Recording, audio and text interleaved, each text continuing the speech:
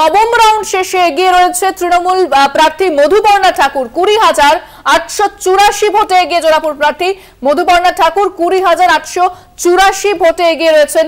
কি বলেছেন তৃণমূল প্রার্থী মধুপর্ণা ঠাকুর, শোনাব আপনাদের। হয়তো আমরা জানি আগে থেকে আমরা জয়লাভ করে বসে আছি, শুধু সার্টিফিকেট নিতে দেরি আছে। মধুপর্ণা জয়ের পথে এগিয়ে গিয়েছে তো অনেকটা, কি বলবে?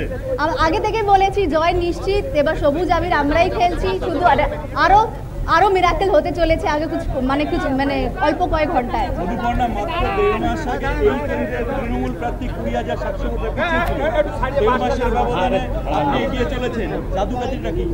বিজেপিরা ভুল বুঝিয়েছে, হয়তো সেই মানুষটা বুঝতে পেরেছে কি দিদি ছাড়া কেউ উন্নয়ন করতে পারবে না। দিদি আমাকে আছে, লাস্ট আমাকে দিদি আছে আমাদের।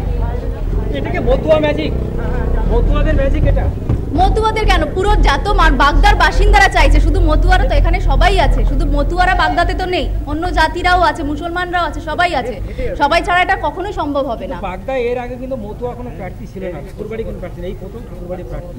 তো এতদিন পর্যন্ত যে হার ছিল পরপর দুবার, সেটা কি মতুয়ার কারণে কি? সেটা পার্টি ভেবেছে, যেটা পার্টি দিদি যেটা ভালো ভেবেছে সেটা করেছে, সেটা কে কি করলো আমি অতটা বলতে পারবো না। দিদি যেটা ভালো ভেবেছে সেটাই উনি করেছে।